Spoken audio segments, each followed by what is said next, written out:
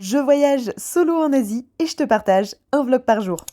Dernier jour sur Hoi An, aujourd'hui il est temps d'en profiter, comme ce monsieur qui fait sa petite sieste sur son buffle, nous aussi on va en profiter, non pas en utilisant cette salle de sport extérieure un petit peu fait avec les moyens du bord, mais en allant à la plage. Pour ça il vous suffit de monter sur votre vélo et de pédaler pendant une bonne quinzaine de minutes pour vous retrouver sur un petit transat à vivre votre meilleure vie. Alors les transats ils sont payants évidemment, mais si vous allez sur la droite depuis l'entrée principale de la plage, vous allez un peu plus loin sur la droite, il y a des terrains de volley et là il n'y a aucun transat, vous pouvez vous poser sur votre serviette sur le sable. C'est d'ailleurs ce que j'ai fait pour rejoindre les copains qui sont arrivés un petit peu après. En plus, regardez-moi ce petit chien tout mignon qui est venu nous fausser compagnie, c'était adorable. Et après être bien resté 5-6 heures, mine de rien, à la plage, le temps passe vite. J'ai dit au revoir aux copains que j'avais rencontrés donc quelques jours plus tôt, puisqu'il était temps pour moi de repartir direction le centre-ville. À nouveau, on reprend le vélo et merci à l'auberge de me l'avoir laissé toute la journée alors que je partais le soir même. Et là, je me suis rendue à une adresse qui était très réputée pour manger un banh mi. Je vous laisse toutes les informations dans la description et vraiment le banh mi était très bon. En plus, bah vous le voyez,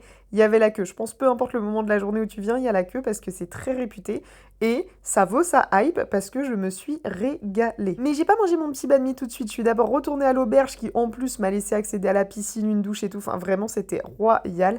Et j'ai mangé tranquillement devant la piscine en appelant mes proches. Et manger un bon banh mi en prenant des nouvelles de son entourage, ça fait plaisir. Après tout ça, il était temps d'enfiler le backpack, de dire au revoir à l'auberge et nous voilà en route sur mon super Grab pour aller au point de rendez-vous de mon bus de nuit. Ici, comme d'habitude, on enlève les chaussures avant de monter dans le bus et me voici bien installée pour passer une super nuit. Enfin bon, super nuit, j'exagère un peu puisque tu te réveilles tout le temps dans les bus de nuit, tu fais pas une nuit en continu, mais franchement, j'avais grave de place, c'était cool.